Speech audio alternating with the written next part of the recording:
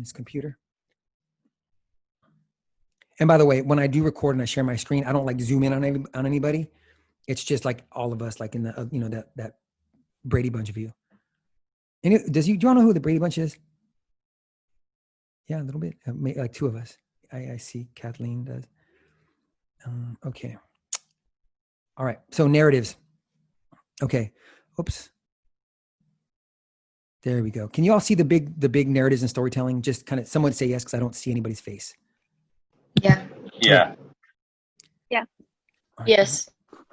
Why can't I do that? I want to be able to see you guys, but whatever. All right. So let's talk about what I would say a personal brand statement is, okay? And a lot of this is relevant to a narrative. Okay. And remember, when I refer to, if I say personal brand statement or personal narrative, I mean you.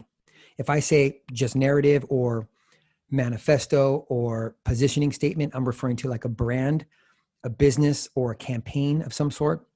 But a lot of this is relevant to that of writing a narrative. Okay. So let's just talk about a couple of these things. Now, when this says list your attributes, doesn't mean like bullet point everything you have, but explain it, talk about it. And every time you are writing your narrative, your personal narrative rather, who are you writing it for? Now, you're not writing it for your parents. You're not writing it for your colleagues. You're not writing it for me. You're writing it for prospects. And when I say prospect, I mean a manager, a recruiter. There's something called sourcers, and they work in recruiting teams. And all they do is they search the internet and they look for people. That's all they do. And sometimes if you're, you know, like an executive, they'll call your company in the middle of the night to see if you work there. So that way they can give that intelligence to a hiring manager or a recruiter who is then going to try to email you or call you about a job. Okay. They're called sourcers, sometimes researchers, but it's a thing. So choose your audience and keep them in mind, right? Same thing from a business standpoint. Be honest, right? So I don't have to explain this, but there's a fine line between being honest and being creative.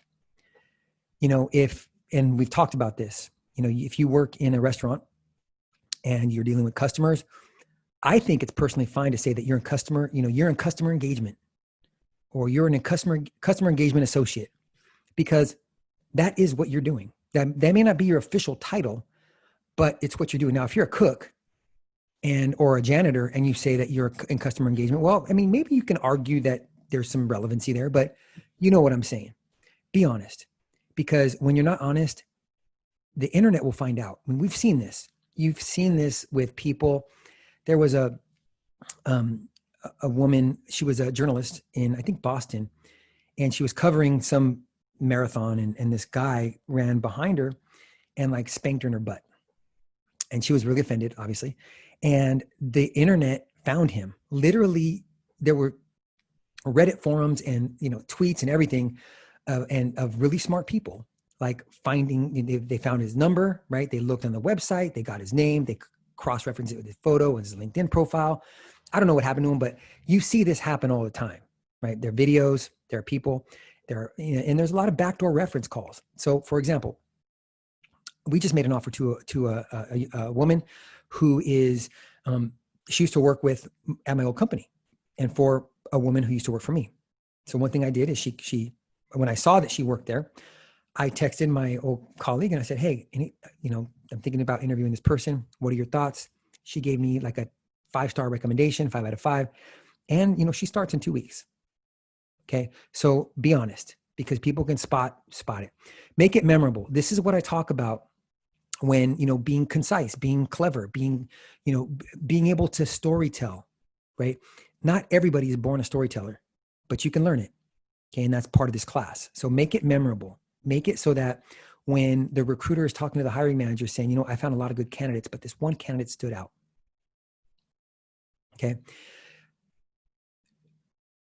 Make your self-impression others. I don't know what did I mean by this? If you have trouble. Okay. What this is saying is that, and I don't remember this, I wrote this and I referenced it from something else a couple years ago, but, you know, bounce it off people who know you, right? Not me. I mean, you can bounce it off me to see if it checks all the other boxes, but bounce it off people that you know who know you, really, really know you, brothers, sisters, moms, dads, people you grew up with. Now, market yourself, right? You don't want to be too forward. A lot of you have websites. That's great. Use it. A lot of you are writing resumes, and I got an email from one of the students about, hey, can you read my resume? And what's the document before the resume? I don't even know. It's the letter of no, it's the Cover letter. Cover letter. Yes, cover letter. Thank you. Nobody reads those, guys. Don't spend too much time on it. Spend more time on LinkedIn. I promise you it'll benefit. So again, market yourself in a way that talk about your successes, but be humble about it.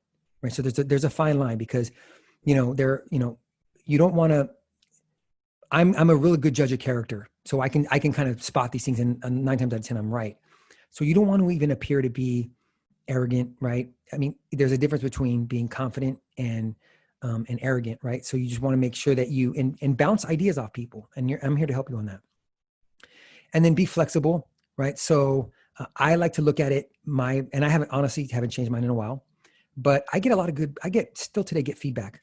Oh, I love your bio. And by the way, the summary that I have on my LinkedIn is also on my bio page on my website, which is also part of when we're pitching a new company and we have bio cards or who's going to be on the team, my name, my title, and a portion of my bio that's on my LinkedIn is also there. So I use it. It works.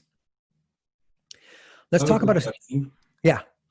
Sorry. It's about endorsements, which kind of has to do with personal brand, but the internship that I took 2 summers ago, they said that the candidates that they're pursuing, they actually go through their endorsers, and whoever, let's say some random person endorsed me for sales that I never have met, and we just exchange endorsements. They'll message random people and say, hey, how do you know Jeremy? And what project did you work on where he showed off his sales ability?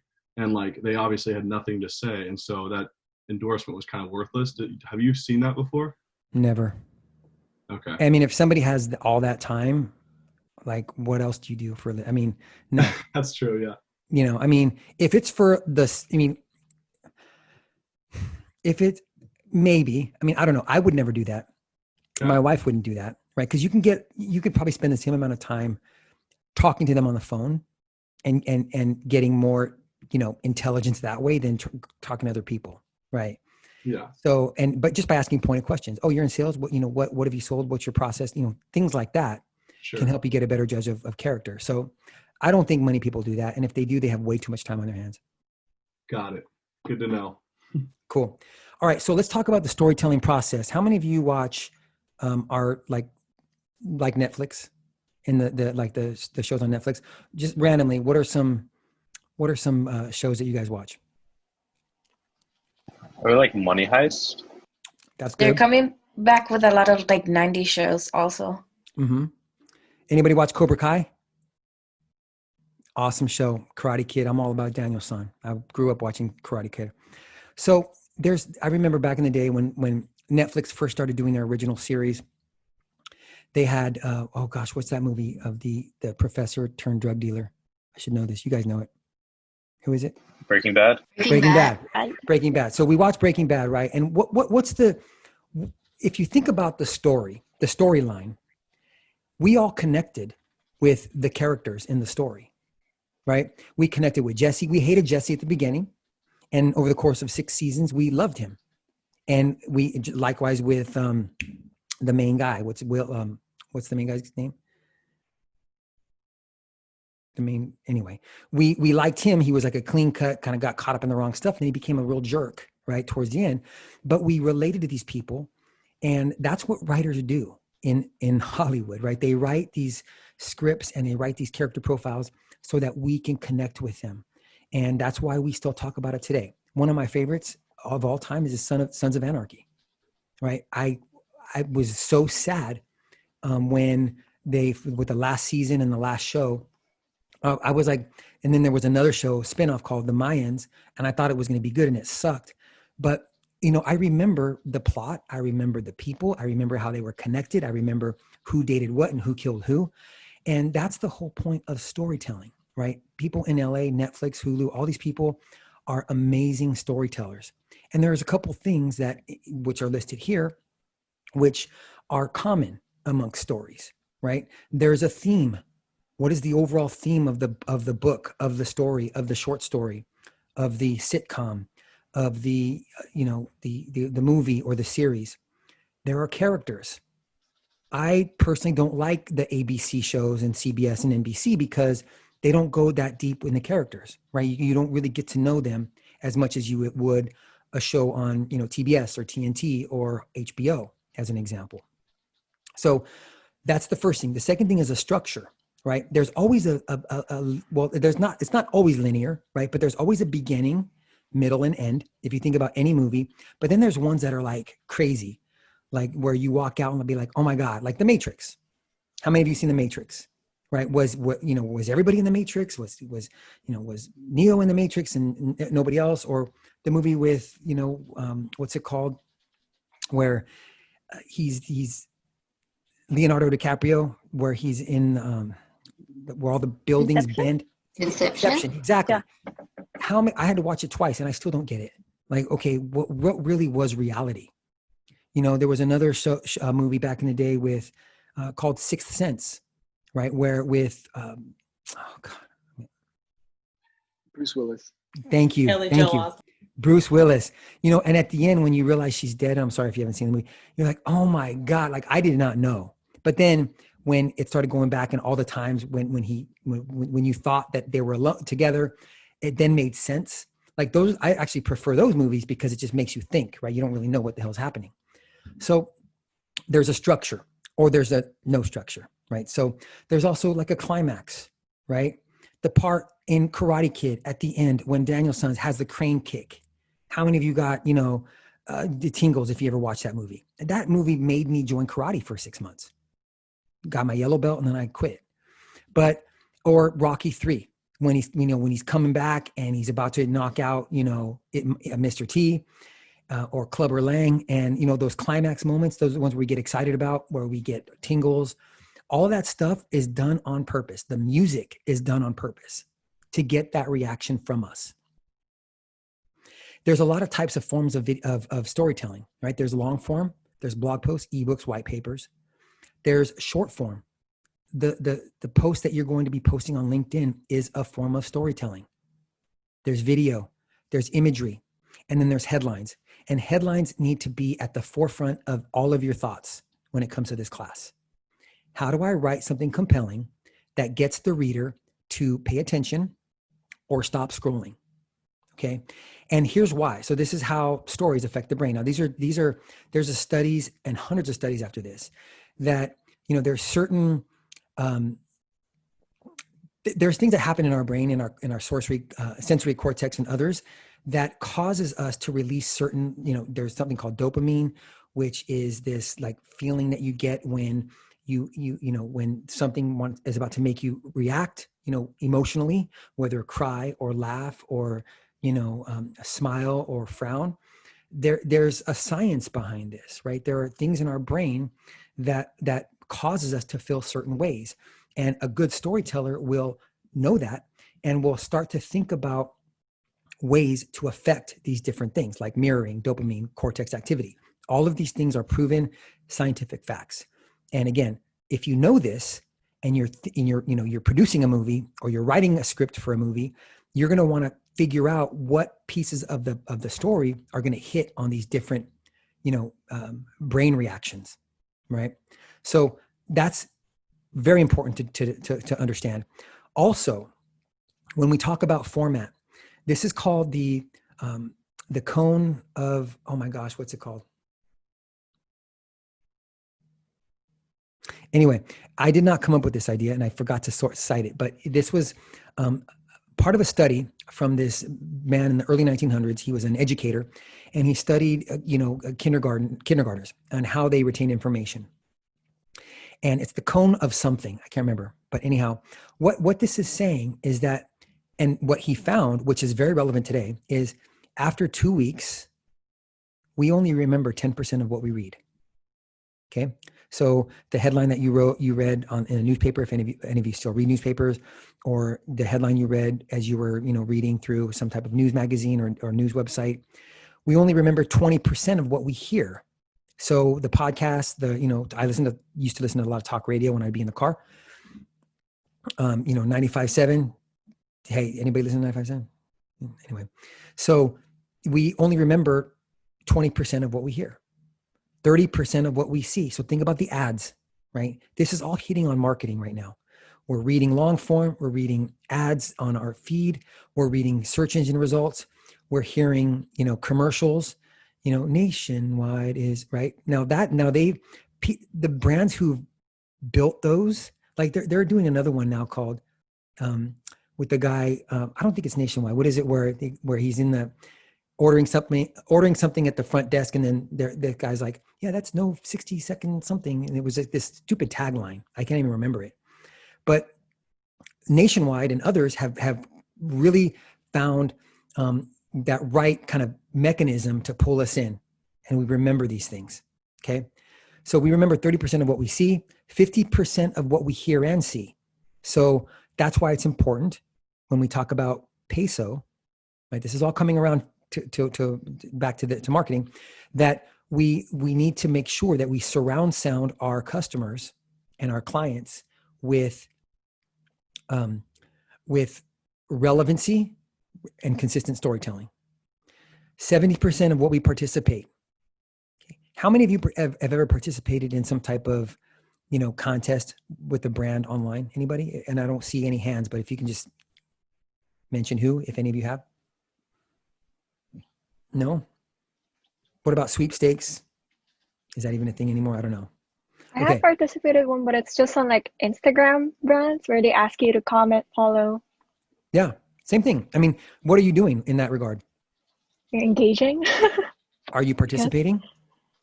Well, yeah, participation means that you just have to like it and then follow the account. Yeah, but I don't mean necessarily participating in the contest, but you're participating in a discussion, in an action with the brand, right? Oh, no, I haven't done that ever. Well, sometimes they tell you to tag people in it, so then you're sharing their brand with other people, right? That is participation. Oh, It's not, okay. and what you did, Elisa, is participation. Now, it's not a formal, like, hey, we want to fly you into our company office and do have an interview with you and do a focus group. That's participation also. But even when a brand asks you to do something or asks the community to do something and you do it, that is a form of participation. And that is great. That is great from a brand standpoint, because look at the data, 70%, you will remember 70% of that engagement. Now, obviously with contests, things like that, it's a little bit different because you're not necessarily remembering the cost of something or why you want to buy something, but you remember the brand. You have participated with the brand. Okay. And to take it one step further, 90% is, we remember after 2 weeks, we remember 90% of what we do.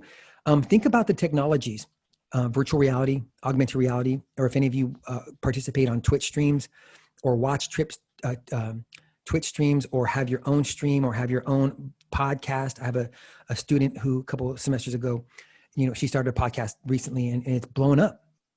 It's blown up and it's good. And so again, thinking about all the different ways to tell stories and the reasons why is the purpose of this slide. Okay. Any questions on that? All right. I'm going to share with you a real life narrative. All right. This was part of a pitch. This is a real slide. And it's the company was a weight loss system. I'm not going to say their name because I don't think that's right, even though I told you guys last week. So part of what we did before we pitched was we did research, right? We want to understand why people, like the why behind weight loss. So we went to all the forums. We went through like thousands of data points to understand, there's a high percentage of people who like to, lose weight because image, they're, the way that they look is like the most important thing to them, right? That's the majority actually of what we see on Instagram and on television, right? It's the beautiful models and stuff like that, right? But there's a huge kind of community out there, people who want to lose weight for more important things. So these are verbatim quotes from people who are reaching out on forums and having discussions with others, right? There's confidence issues down here. She says, actually loving myself for the very first time. So much hatred in me about myself. Would like to finally get in a long relationship after my divorce, right? To have a healthy pregnancy. I don't want my cancer to return. I want to be around here for my daughter. I want to be around here for my son. I saw one that we didn't add on here, which was, she wrote this really long statement about how she was playing with their son on the playground, and two things happened within 5 minutes of each other. One, all these other boys that were like, maybe 6 or 7 years old were making fun of her because she was overweight and like pointing at her and laughing at her. And then number two, she couldn't get up after she was like rolling on the ground with her son. Like she could like physically not get up.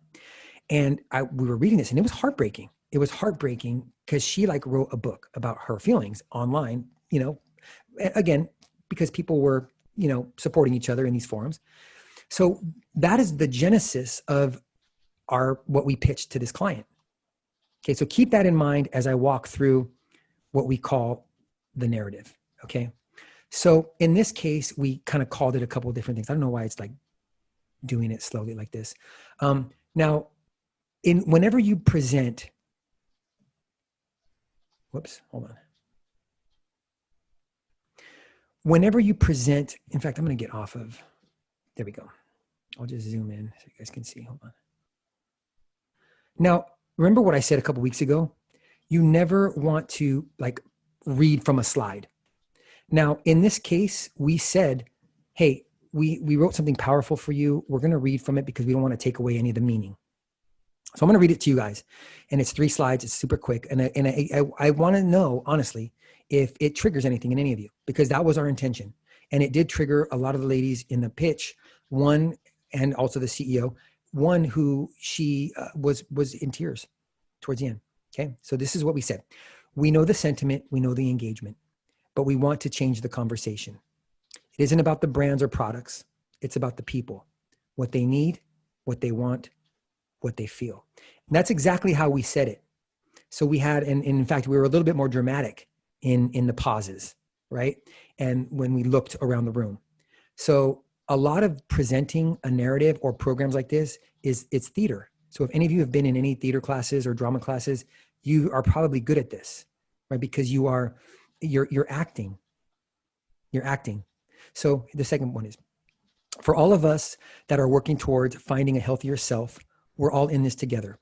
We share common emotions, fear, sadness, despair, defeat, a negative self-image. We are a community from the moment we all have the same stark awakening of, how did I get here? We're galvanized by our desire to make changes in our lives, and we're supported by others walking paths similar to our own. All of that support, empathy, and encouragement is invaluable. It matters. It helps. But here's the thing. Support is communal, but motivation is not, or communal. Communist. I just ruined the whole moment, didn't I? But motivation is not. Motivation is defined as the reason one has for acting in a particular way. Read that again. The reasons one has for acting in a particular way. One, singular. Yes, we're all in this together, but while we're all on this journey because we want to lose weight or want to feel better, and though undoubtedly true, that's not our real reason. Not mine, not yours. But there's something there within us, within each of us, that's compelling us to start. The reason that keeps us going through the tough moments. The reason that kicks us in the ass and makes us take that terrifying, brave first step. That reason, your real reason, won't wait. It can't wait. This program was designed with that in mind, with you in mind, because life can't wait. So that is a narrative. That is the positioning of a campaign that we presented with Life Can't Wait.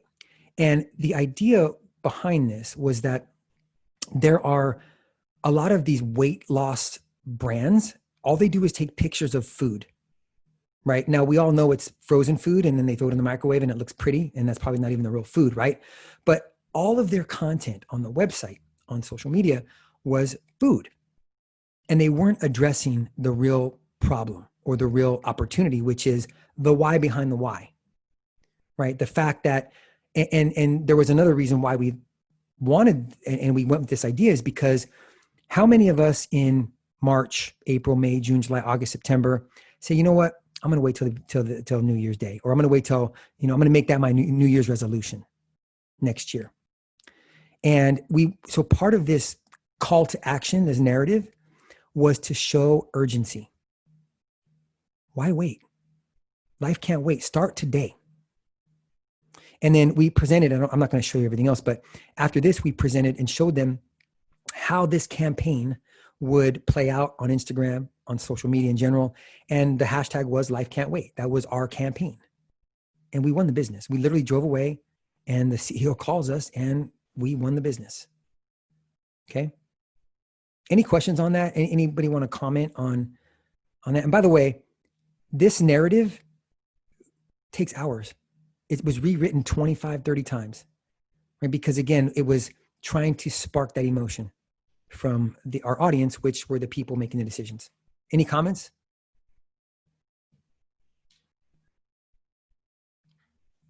No? All right. Quiet group. All right. Wait, I have a question. Yeah. When it comes to this kind of things, and like you said emotion is important. What would be some of the factors to take into account how to approach what emotion should be approached in certain situation, if that makes sense?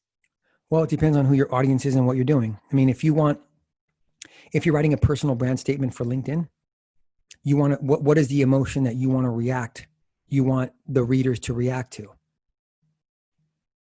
And maybe emotion isn't the right word. What's the reaction, right? Because I don't think recruiters get emotional when reading an about page or an about sentence or paragraph of people, but what sparks the interest? You want to spark interest and curiosity. What can you do to identify yourself and position yourself as being different from others so that a hiring manager and or recruiter or whoever, maybe somebody wants to do business with you or hire you as a consultant. Why would they even want to dig further on your profile? That's the emotion that you want. Now that's really not an emotion, right? For this, it's a little bit different, right? So we're not comparing apples to apples here.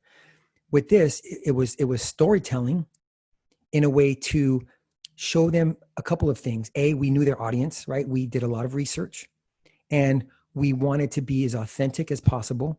And that was what this campaign was all about. And we were able to cause the audience, the folks we were pitching, to react in the way that we wanted them to react. We didn't want people to be, have frowns on their faces and their arms crossed or on their phones. They were all like engaged. If you ever work for an agency and you're in a pitch and you have people on their phone, that's not a good sign. Did that answer, Diana, was that you? Because I just saw your name highlighted. Yes, okay. It makes sense. Yes, Cool. Thank you. Anybody else? I have a question. So is Life Can Wait like the condensed phrase that kind of encapsulates the whole narrative, or is it the phrase where everything else is born from? Is it like the same as a slogan, or is it different? The what? Like the Life Can Wait?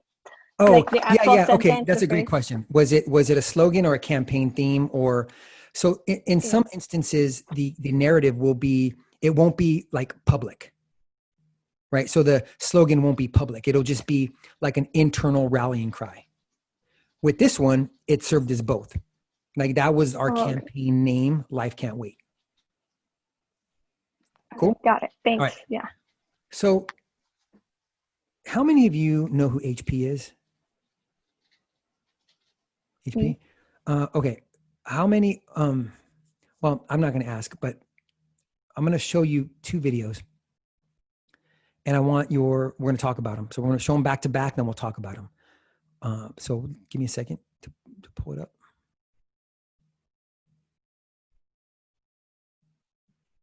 Now remember, think of consider what we just talked about. Okay. Let me share my screen. I don't know if you guys are going to be able to hear it though. I think you can share sound as well.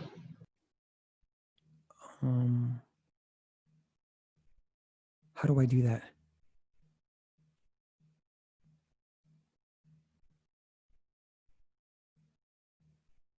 Well, let me play it, see if you guys can hear it. You have it muted. No, that's not it. Hold on. YouTube video Your itself is volume on in mute. the video is muted. I know. I'm looking for. I'm trying to figure out the right. Okay, hold on. Can you guys hear that? No. Okay, hold on.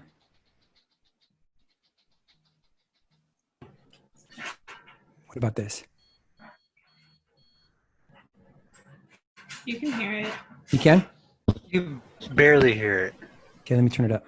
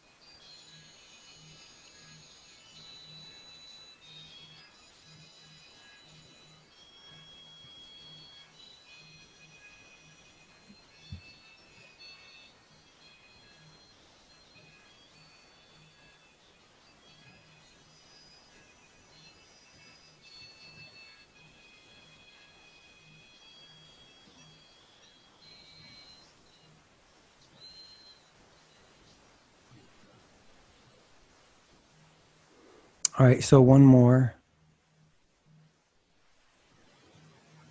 Here we go.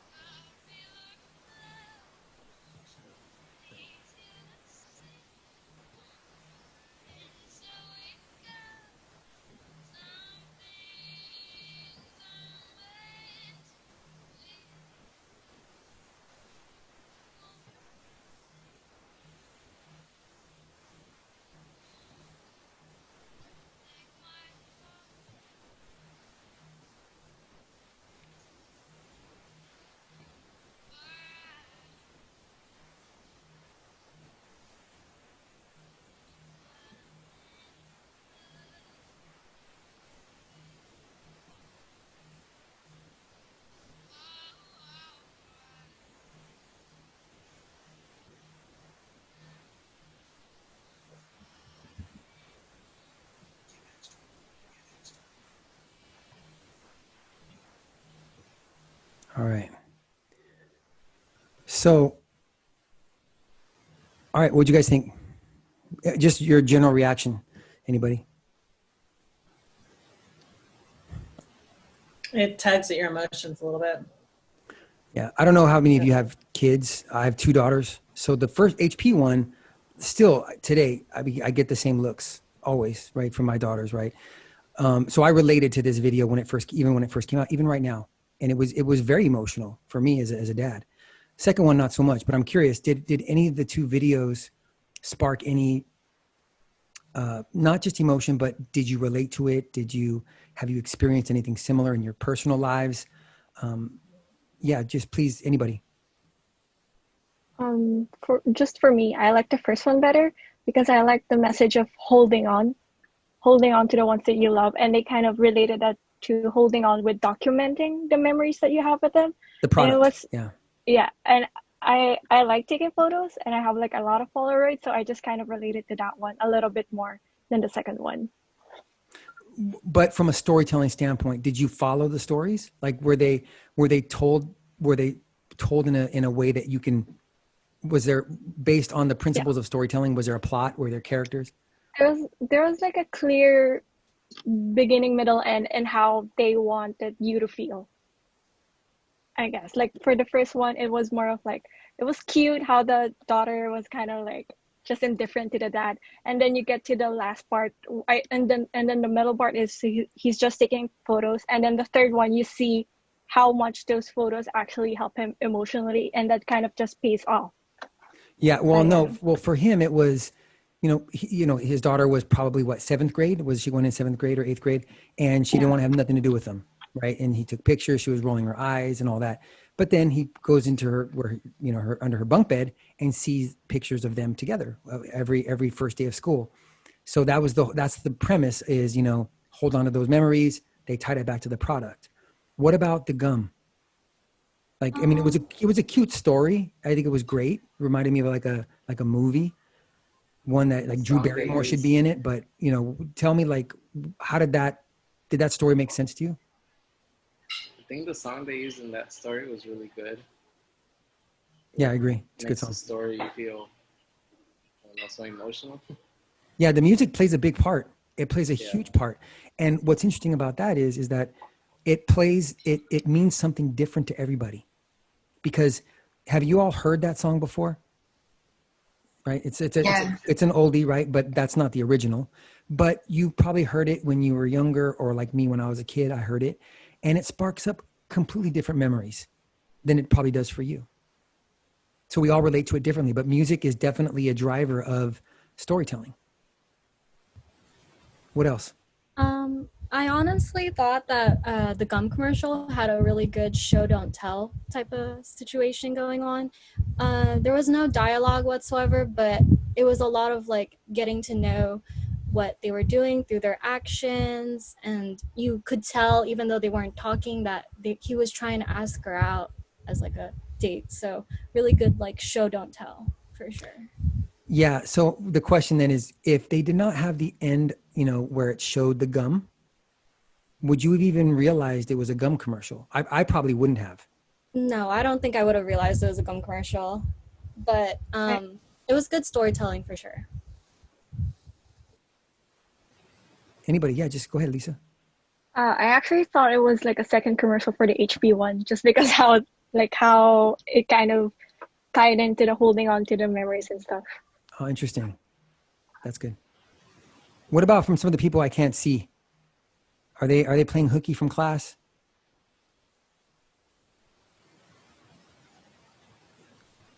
Anybody else? It's Gia. I'm not playing hooky. I know. I see you, Gia. I see you. Sorry, I just went to the bathroom to cry. No, I'm kidding. But I really enjoyed the second one, actually. I mean, both of them were good, but I have this like game I play with my friends and family where we try to guess the commercial. And so the first one, I was just kind of concentrating on that, like, because I've seen these ones before. And so, I mean, I cried even now, but I kind of like when they actually show what they're trying to market, so I can like connect the dots more. And I feel like the gum commercial did that really well. I actually even in the first time that I watched it, I knew it was a gum commercial because he kept giving her gums when each step of their relationship. So it's using gums as this like vehicle to better a relationship and like love and like being a hopeless romantic. I really connected with that. So yeah, I really liked the second one. Though the first one, I thought the little details that they had, like when he steps on the thing, just shaking the globe, like I've seen my dad kind of like do those same movements, and it really makes me think about my dad. Yeah. So it's not only like the plot, but also like these little details that they added that draws you in more and makes it more enduring. Yeah. Now the question is, here's the, and thank you, Gia, that's a great analysis.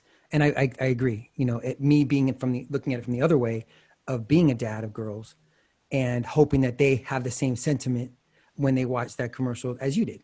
Right. So the question then becomes this: does anybody have that product, that little HP? It's a printer. Basically, you take photos with your phone and you can print it directly, like from a wireless. Does anybody have that product? Yeah, the thing. I'm sorry? Yeah, the thing is, also, sorry, I forgot to include, but That's okay. what I meant by it made me think about what the actual product is, because I relate HP to computers. So I was like, why is there like photography here? And it made me think of like Polaroid, which is a totally different company and product. Yeah. So I don't know. It's like, That's funny. Well, yeah, that's a problem for HP because they actually sell printers, and they've been selling printers for years. In fact, they might have started their business early on, probably not before PCs. I think that was their first product, but they've been doing printers for years. And even though they don't sell photography, they are a vehicle of bringing photography to life, right? Or tax documents or homework documents, right? Depending upon who the audience is that they're talking to. So, and that's the question about advertising, right? It's, okay, great story. Am I going to go out and buy one of those printers? No. Everything that I have is here on my phone. I don't print. Now, once in a while, I'll go to like Shutterfly and I'll, do like if it's for Mother's Day or for, my daughter's birthday, or if I want to print out, a family photo or something, I'll do that.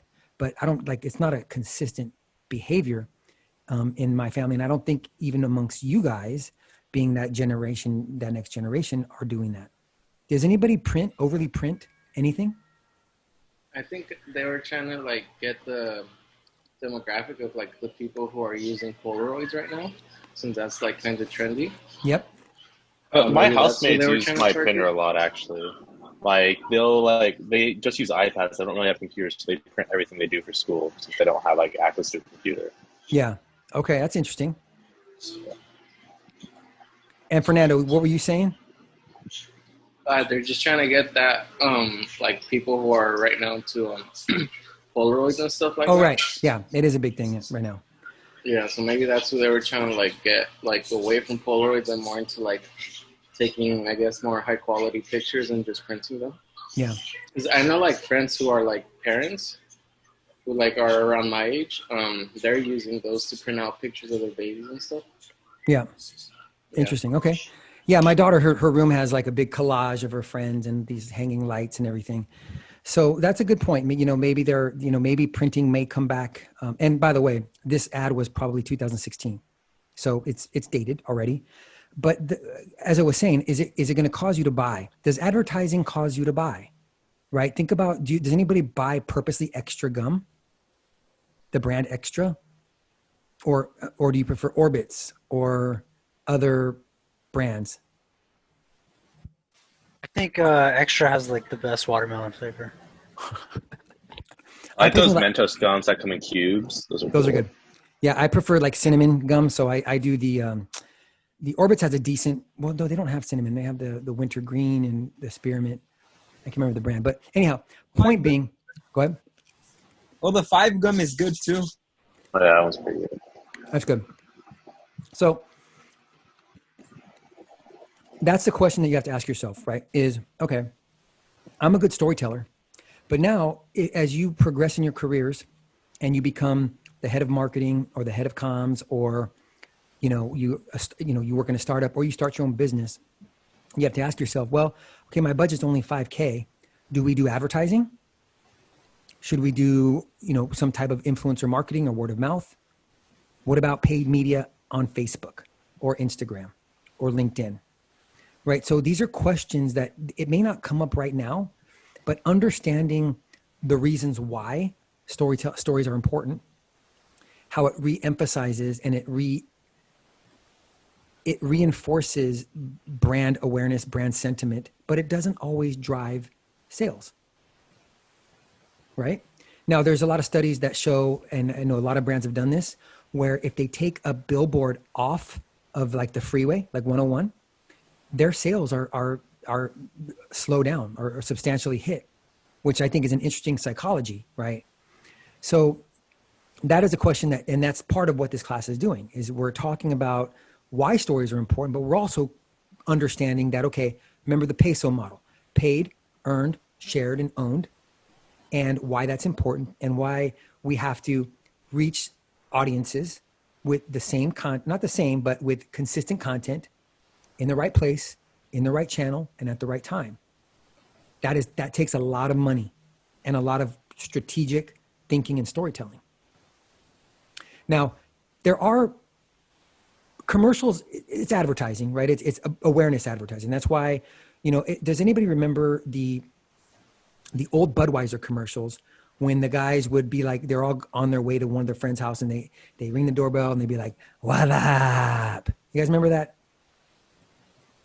Like three, Yeah. and it's all the guys say, yeah, I remember.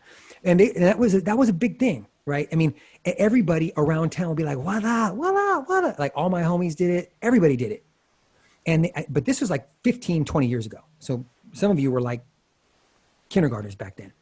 But fast forward about 5 years ago, do you guys remember the Super Bowl commercial, the Budweiser commercial with the puppies? Yeah, I remember that one. Yeah, where there was like a puppy, it gets lost from the owner, and then these wolves are going to attack it, and then the horses come, and then there's a blonde woman who brings the horse back to the cowboy, and they're engaging in dialogue. And I think I don't remember the slogan of that campaign, but it was, I don't remember, but it was emphasizing relationships, right? In that case, it was a relationship between a dog and his owner. Now, it's about friendship. Well, friendship, relationship. Yeah, exactly. So I'm using that synonymously, but think back about, Budweiser and the What's Up commercials. It's the same thing. Different scenario, different groups of people, different cultures maybe, but it was about relationships. And in the old school commercials, it was about, dudes on Sunday drinking a 12-pack of beer, watching the football game. In the commercials from a couple years ago, it was a man, his dog, and there was a few. There was one in 2016, one in 2017, and it was like a plot. And it was interesting because it was, they didn't air until a year apart. And so Budweiser, now I would never drink Budweiser. I hate Budweiser. I'm more of a craft beer type of guy, but hey, if you drink Coors or whatever, that's on you. But my point is that advertising doesn't necessarily always drive sales. Now, with consumer brands, it's different because consumer brands, they're going to do the awareness campaigns. They're going to do the ads. They're going to do the billboards. They're going to do the radio. They may give you a coupon code. Like how many of you have listened to the radio and they say, yeah, make sure you go to blah.com/The John Show or /this or a podcast. They do this a lot. Oh, take care of my sponsors and, go to www. Here you go. The podcast name. And then they get paid or they get, that way the advertisers know, oh, if I advertise on, This American Life podcast or Unsolved Mysteries podcast, we get, generate more sales than if we advertise on other, podcasts. So there's ways to kind of map sales back to advertising, but typically with advertising that is on the B2B side. So companies like IBM, HP, Intel, AMD, Splunk, et cetera, they do advertising too, and they probably spend just as much as a consumer brand, probably not a Nike or Apple, but they're spending a lot of money, but they're doing it to generate leads, right? So you may see like a white paper or a report, and in order for you to get that report, what do they require you to do? Anybody? They have to put an email. Your email address, exactly. Your email address, and then all of a sudden you're getting spammed by 15 other companies, right? So that is a form. That's what's called lead gen or demand gen, right? On the B2B side. Now on the consumer side, it's direct sales. It's consumer sales. I spend a lot of time on Instagram. I don't post as much, but I consume a lot, and I've been purchasing products from my Instagram feed. Like I purchased this wall hanger that helps you hang pictures so that they're straight. So it's like this little thing, it was like $19.99. And then I purchased this other thing for my phone in my car that had a magnet. Then I purchased this little thing for my sneakers so that my sneakers don't get creases. It was like $5.99. All of a sudden I'm looking at my expenses, my PayPal. I'm like, whoa, I spent like $200 last month on random stuff I didn't need. Right. So there's a whole lot to uncover in that conversation right there. Part of it is, Facebook having smart targeting because they know exactly what I like and what I'll buy. But then the idea of just being able to reach consumers and sell directly through ads, right? So that's a big thing, and that's part of storytelling. So there's storytelling that's going to drive emotion, like what we just watched, and there's storytelling that's going to drive action, right? The action is download now, but submit your email address or click here to purchase. Does that make sense? All right. Any comments, questions about today's conversation? Is there anybody that wants me to go through their homework? Cone of Learning. Thank you, Christine. I'm just looking at the chat. All right. Another question regarding LinkedIn, actually. Kind of a bit more personal, but I always get like messages on LinkedIn that kind of look like MLMs or something like that. Like, is that normal? I get it a lot, dude. I get it a lot. When somebody says, hey, I'm looking for a couple entrepreneurs who want all the time. Yeah, who want to make, what they call it? They call it income. Side hustle. Side hustle, or no, there's a name for it. Residual income. Reach out to me. I get that all the time. So, I don't. If it's blatantly obvious that they're MLM, I won't connect. But usually the first connection, and they're smart, they'll connect with you first and say, hey, I want to be part of your network. Then they'll follow up with messages saying, hey, I'm starting a company. I'm looking for a couple entrepreneurs. The next thing you know, they're going to want to invite you to a meeting with a bunch of dudes in suits, clapping their hand. I fell for it once. I almost joined an MLM. It was crazy. So. Yeah, because I've been getting them like crazy lately. Yeah, well, that's good. I mean, the good news is that I haven't looked at your LinkedIn recently, but maybe you're active.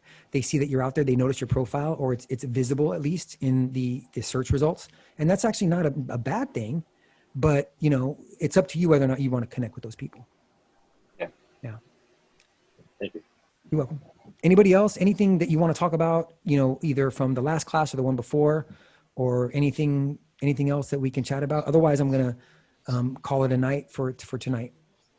Kind of the same to what Antonio was saying. Uh-huh. But like, how do you distance like people who are just trying to like, from like serious messages to like the ones like that